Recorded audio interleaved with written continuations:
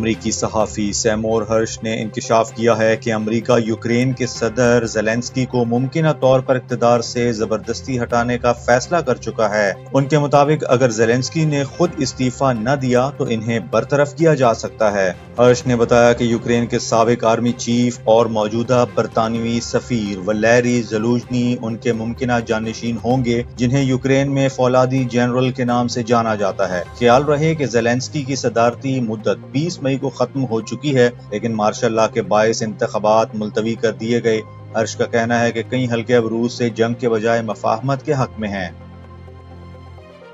امریکی جریدے بلومبرگ نے انکشاف کیا ہے کہ army chief general Asim Munir کے حالیہ دورہ امریکہ کے بعد پاکستان اور امریکہ کے درمیان تجارتی مذاکرات میں نمایاں پیش رفت ہوئی ہے۔ رپورٹ کے مطابق سید جنرل عاصم منیر کا وائٹ ہاؤس میں غیر معمولی خیر مقدم کیا گیا، جو دونوں ملکوں کے تعلقات میں مثبت تبدیلی کی علامت سمجھا جا رہا ہے۔ پاکستان نے ڈونلڈ ٹرمپ کو نوبل انعام کے لیے نامزد کرنے کی سفارش بھی کی، جبکہ ٹرمپ خاندان کی کمپنی کے ساتھ مفاہمتی یادداشت پر دستخط کیے گئے۔ رپورٹ کے مطابق پاکستانی وزیر خزانہ ان دنوں امریکہ میں تجارتی معاہدے پر سرگرم ہیں، جن میں ٹیرف میں نرمی اور برآمدات و درآمدات کا توازن جیسے امور زیر بحث ہیں۔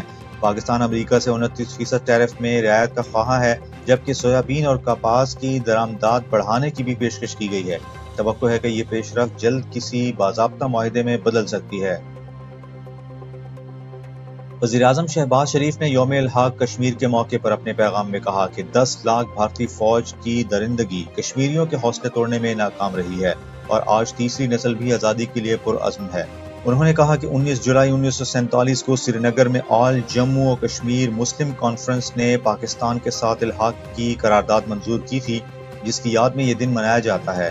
وزیر اعظم نے کشمیریوں کی لازوال قربانیوں کو خراج تحسین پیش کرتے ہوئے کہا کہ وقت گزرنے کے ساتھ ان کے جذبے میں مزید شدت آئی ہے۔ انہوں نے زور دیا کہ مسئلہ کشمیر کا حل اقوام متحدہ کی قراردادوں کے مطابق ہی خطے میں امن اور کشمیریوں کے حقوق کی ضمانت ہے۔ پاکستان کشمیری عوام کی سفارتی، اخلاقی اور سیاسی حمایت جاری رکھے گا۔ پاکستان نے بھارت کے لیے اپنے فضائی حدود کی بندش میں 1 ماہ کی توسیع کرتے ہوئے نیا نوٹم جاری کر دیا ہے، جس کے مطابق بھارتی ایئر لائن 23 اگست تک پاکستانی فضائی حدود استعمال نہیں کر سکیں گے۔ یہ پابندی ابتدائی طور پر 23 اپریل کو عائد کی گئی تھی۔ نوٹم کے تحت بھارتی رجسٹرڈ طیارے، بھارتی ملکیت یا لیز پر لیے گئے فوجی اور سول طیارے بھی اس بندش کے دائرے میں آئیں گے۔ نئی توسیع 18 جولائی دوپہر 3:20 سے مؤثر ہوگی اور 24 اگست صبح 4:59 تک جاری رہے گی۔ اگرچہ پاکستان اور بھارت کے درمیان کشیدگی میں کمی اور امریکہ کی ثالثی سے جنگ بندی ہو چکی ہے، لیکن فضائی حدود کی بندش بدستور برقرار ہے۔ محکمہ موسمیات نے کہا ہے کہ اس سال کا مونسون سیزن گزشتہ سال کی نسبت زیادہ طاقتور ثابت ہو رہا ہے۔ اب تک 3 سپیلز آ چکے ہیں اور ہر نیا سپیل پچھلے سے زیادہ توانا ہے۔ موجودہ سسٹم جنوبی پنجاب کی جانب منتقل ہو چکا ہے، جہاں اگلے 24 سے 48 گھنٹوں میں بلوچستان، جنوبی پنجاب اور سندھ میں ہلکی سے درمیانی درجے کی بارش کا امکان ہے۔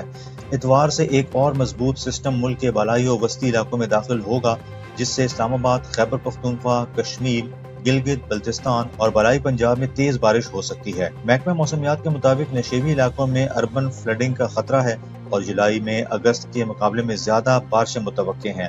کراچی، لاہور اور اسلام آباد میں بارش کی پیشگوئی کرنے والے سسٹمز بھی فعال ہیں۔ پاکستانی کیوسٹ اور عالمی چیمپئن محمد آصف نے عالمی ماسٹرز سنوکر چیمپئن شپ کا ٹائٹل اپنے نام کر لیا۔ بحرین کے دارالحکومت منامہ میں کھیلے گئے فائنل میں انہوں نے بھارت کے ویجے نجانی کو سنسنی خیز مقابلے کے بعد 4-3 سے شکست دی۔